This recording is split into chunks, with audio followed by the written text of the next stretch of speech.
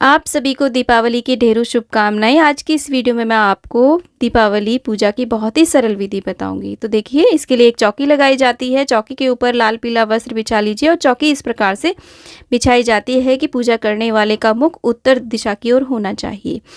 तो देखिए, यहाँ पर कलश की स्थापना करना बहुत ही ज़्यादा ज़रूरी होता है, क्योंकि दीपावली की जो पूजा होती है ना, वो बहुत ही बड़ी पूजा मानी जाती है, बहुत ही विशेष पूजा होती है और माता महालक्ष्मी की कामना रखने वाले को कलश की स्थापना अवश्य रूप से करनी चाहिए। तो अष्टदल कमल आप बना लीजिए।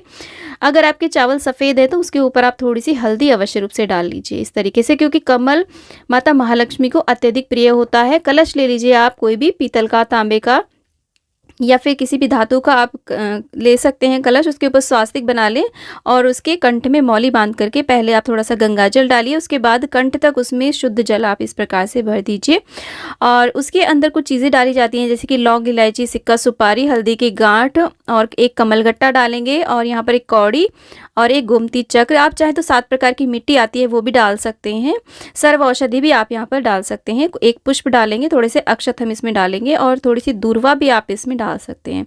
तो इस तरीके से कलश की स्थापना करेंगे। इसमें आप पंचपल्लव आम के, अशोक के डाल सकते हैं और एक पान भी इसमें आप डाल दीजिए। पान के पत्ते लगा सकते हैं, आम के, अशोक के पत्ते, उन पर अच्छी प्रकार से टीका करके हम लगा लेंगे इस तरीके से।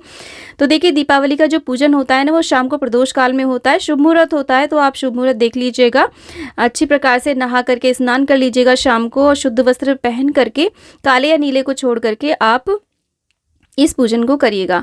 और उसके बाद में देखिए, एक पूर्ण पात्र यानी कि एक प्लेट में चावल भर के रख दीजिएगा, या कोई अनाज भी आप रख सकते हैं, और एक नारियल, उसके ऊपर आप चुनरी लपेट करके, कलावा लपेट करके इस तरीके से टीका करके हम नारियल का जो मुख है पूजा करने वाले की ओर रखते हैं। तो कलश की स्थापना इस प्रकार से हो जाएगी। उसके बाद में मेरी जो ये मूर्तियां हैं वो धातु की हैं, तो मैं इन्हें अच्छी प्रकार से गंगा जल से स्नान करा दूंगी। आप चाहे तो पंचामृत से भी स्नान करा सकते हैं। यदि आपकी मूर्तियां मिट्टी की हैं या फिर आपकी तस्वीर है, तो आप गंगा जल का छींटा दे करके भी शुद्धिकरण कर सकते हैं, स्नान करा सकते हैं उन्हें भावात्मक। तो इस प्रकार से कलश की स्थापना आप अवश्य रूप से करिएगा। और यहाँ पर देखिए, अगर आप अष्टदल कमल नहीं बना पा रहे हैं तो कलश के नीचे आप यहाँ पर सप्तधान भी रख सकते हैं। और इस तरीके से देखिए, यहाँ पर यंत्र आता है, आप चाहें तो देखिए नवग्रह यंत्र रख सकते हैं। और जो भी आपके घर में धन हो, यानी कि कैश हो, कुछ सोने चांदी की वस्तुएं, उनका भी पूजन करें। जो भी आप नए बर्तन या नई चीज़ें लेकर के आए, नई झाड़ू लेकर के आए हैं धनतेरस पे, उसको भी पूजा में अवश्य रूप से रखा जाता है, उसका भी पूजन किया जाता है। उसी के साथ में यहाँ पर स्थापित किए जाते हैं, देखिए इस तरीके की पोटली करी जाती है और साथ में कौड़ी लाए हैं, गोमती चक्र लाए हैं, कमलगट्टे लाए हैं और उन्हें भी पूजा में स्थापित किया जाता है। और ये पोटली कैसे बनाई है मैंने, इसका वीडियो ऑलरेडी मैंने चैनल पे डाला हुआ है, आप देख लीजिएगा। और यहाँ पर देखिए, एक बड़ा सा हम दीपक रखते हैं और कोई भी आप देखिए तुलसी का छोटा सा गमला लाए हो, खेल खिलौनों लाए हो, उनको भी पूजा में रखिएगा। देसी घी का हम दीपक प्रज्वलित करते हैं माता महालक्ष्मी का नाम लेते हुए।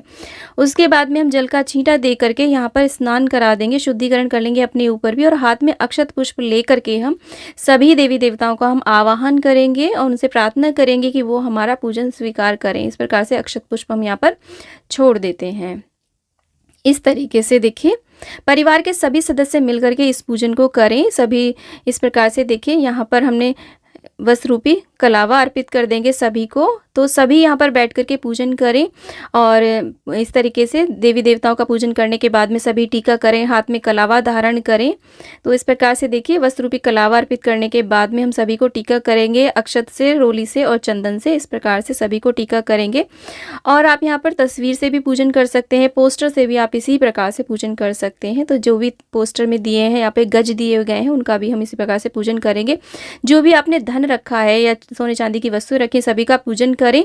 और जो भी हमने कुबेर पोटली, धन वर्षा पोटली जो हमने बनाई है, उसका भी हम अक्षत पुष्प, रोली, हल्दी, चंदन से पूजन करेंगे। धूप दीप उसे भी दिखाएंगे अच्छी प्रकार से। और यहाँ पर देखिए, कौड़ी, गोमती चक्र और कमलगट्टे का भी हम पूजन करेंगे, क्योंकि ये धन सूचक वस्तुएं होती हैं। और इसी प्रकार से देखिए, यहाँ पर जो भी नया हम बर्तन लेकर के आए उसका भी पूजन करेंगे, या झाड़ू लेकर के आए, झाड़ू का भी हम यहीं पर पूजन कर लेंगे। और जो दीपक हमने प्रज्वलित किया है ना, उसका भी पूजन करेंगे। और उसके बाद में यहाँ पर जनेऊ अर्पित कर देंगे गणेश जी को, नवग्रह को। आप चाहे तो यहाँ पर षोडश मातृकाएं भी बना सकते हैं। नवग्रह चाहे तो आप चावल से भी बना सकते हैं, सुपारी और चावल से। जो भी फूल आपके पास हो आप वो यहाँ पर अर्पित कर दीजिएगा। गणेश जी को लाल पुष्प, सरस्वती मैया को आप सफ़ेद पुष्प, इस प्रकार से अर्पित करें। और देखिए, माता महालक्ष्मी को अर्पित किया जाता है कमल का का पुष्प, तो हो सके तो कमल का पुष्प आप अवश्य रूप से अर्पित करें। नहीं मिल पाता है तो आप गुलाब के पुष्प भी अर्पित कर सकते हैं। उसके बाद में माता को चुनरी हम भेंट करेंगे। सुहाग की सामग्री अवश्य रूप से यहाँ पर लक्ष्मी मैया को आप ज़रूर अर्पित करिएगा।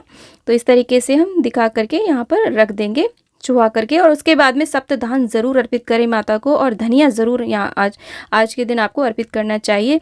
और भोग प्रसाद में देखिए कोई मिठाई हो, आप मार्केट से लाई हो या आपने खुद बनाई हो, और खील बताशे और ये जो खांड के बने हुए खिलौने आते हैं वो ज़रूर अर्पित करें। जो भी आपको मौसमी ऋतु फल मिल जाते हैं 5 प्रकार के 7 प्रकार के, उन्हें ज़रूर अर्पित करें। और माता को इत्र ज़रूर अर्पित करें। यहाँ पर इत्र अत्यधिक प्रिय होता है माता महालक्ष्मी को। अंत में हम एक पान अर्पित करेंगे। ये मैंने 5 पान एक साथ लिए, उनके ऊपर आप लौंग, इलायची इस तरीके से, और सुपारी और बताशा और जो भी प्रसाद होता है ना वो रख करके माता को ज़रूर अर्पित करिएगा। और उसके बाद में जलाए जाते हैं बहुत सारे दिए यहीं पर। इन दियों को यहाँ पर कम से कम 5 दिए तो देसी घी के जलाए जाते हैं, बाकी सरसों के तेल के आप जला सकते हैं। तो सारे दिए तैयार करके फिर दियों का पूजन करके घर में बाकी जगह पे रखा जाता है। माता महालक्ष्मी को हल्दी कुमकुम अत्यधिक प्रिय होता है, तो आप किसी भी दिए में भर करके या किसी भी कटोरी में भर करके माता को हल्दी कुमकुम ज़रूर अर्पित करें, और बाद में उसे आप प्रयोग में ला सकते हैं। तो इस प्रकार से उसके बाद में दीपावली की कथा अवश्य रूप से सुननी चाहिए। कथा का वीडियो आपको अलग से मिल जाएगा, क्योंकि वीडियो बहुत ज़्यादा लंबा हो रहा था। मैं अलग से कथा का वीडियो आपको दे दूँगी। तो इस प्रकार से हमें कथा करनी चाहिए। माता महालक्ष्मी की कथा है दीपावली की, हाथ में अक्षत पुष्प लेकर के। तो कथा संपूर्ण होने के बाद में देखिए हम कपूर से आरती करेंगे। देखिए कोई कोई लोग कहते हैं कि माता महालक्ष्मी की हमें आरती नहीं करनी चाहिए, परंतु आरती में हमें शोर शराबा नहीं करना होता। शांत ढंग से हमें माता की आरती इस तरीके से ज़रूर उतारनी चाहिए, इस प्रकार से। तो गणेश जी की आरती करेंगे, माता महालक्ष्मी की आरती करेंगे, और उसके बाद में हम क्षमा प्रार्थना ज़रूर करेंगे माता महालक्ष्मी के पूजन में। और उसके बाद में देखिए अगर हो सके तो आप कमलगट्टे से आप हवन ज़रूर करिएगा। कमलगट्टा अत्यधिक प्रिय होता है माता को, तो आप इस प्रकार से देखिए आहुति अवश्य रूप से दीजिएगा। कमलगट्टे की सामग्री की भी आहुतियां दे सकते हैं, और उसमें आप 5-7 कमलगट्टे की भी आप आहुतियां दें। मंत्र आप लक्ष्मी मैया के किसी भी मंत्र से आप इस प्रकार से आहुतियां दे सकते हैं। और अमावस का दिन होता है तो खीर अवश्य रूप से बनती है, तो खीर पूरी यदि आपने बनाई हो तो उसकी भी आप इस प्रकार से आहुतियां करिए। और इस प्रकार से जब आप ये चौकी लगाएंगे ना, तो वहाँ पर आप पानी के अंदर थोड़ा सा सेंधा नमक डाल करके उस जगह को अच्छे से साफ स्वच्छ कर लेना चाहिए, क्योंकि लक्ष्मी मैया को स्वच्छता अत्यधिक प्रिय होती है। तो साफ सफाई बहुत ज़्यादा मायने रखती है। उसके साथ में वहाँ पर आप जैसे भी आपको आती है वैसे आप रंगोली अवश्य रूप से बनाइएगा, तब आप चौकी लगाइएगा। रंगोली नहीं भी आती है तो कोई बात नहीं, एक स्वास्तिक ही आप बना लीजिएगा। ज़रूर बनानी है रंगोली, दीपावली पर ज़रूर बनानी चाहिए हमें रंगोली। अपने मुख्य द्वार पर भी बनानी चाहिए, और जहाँ पर हम पूजा करें वहाँ पर भी अवश्य रूप से बनानी चाहिए। अगर आप चाहें तो यहाँ पर विष्णु भगवान का भी पूजन कर सकते हैं। यहाँ पर हमें गणेश चालीसा का पाठ करना चाहिए, लक्ष्मी चालीसा, सरस्वती चालीसा, विष्णु चालीसा, विष्णु सहस्त्र नाम का पाठ कर सकते हैं, कनकधारा स्रोत का पाठ कर सकते हैं। आप चाहे तो श्री सूक्त का भी पाठ कर सकते हैं, या फिर कमलगट्टे की माला पर लक्ष्मी जी के कोई भी मंत्र, जो भी मंत्र आपको आता हो उस पर भी जाप कर सकते हैं। तो इस तरीके से हमें दीपावली पे पूजन करना होता है। और यहीं पर आप झाड़ू का भी पूजन कर सकते हैं। और यहाँ पर जो मैंने धन वर्षा पोटली बनाई है ना, उसका विशेष रूप से हमें पूजन करना है।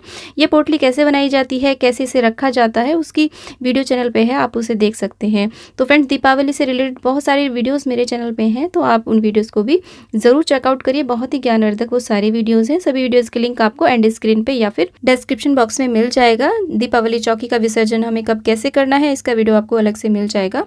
तो इस प्रकार से दोस्तों, उम्मीद करती हूँ कि वीडियो आपके लिए बहुत ही यूजफुल रहा होगा। वीडियो थोड़ा भी यूजफुल लगा तो वीडियो को लाइक, शेयर एंड चैनल को जरूर सब्सक्राइब करें। कमेंट बॉक्स में लक्ष्मी मैया की जय आप अवश्य लिखें।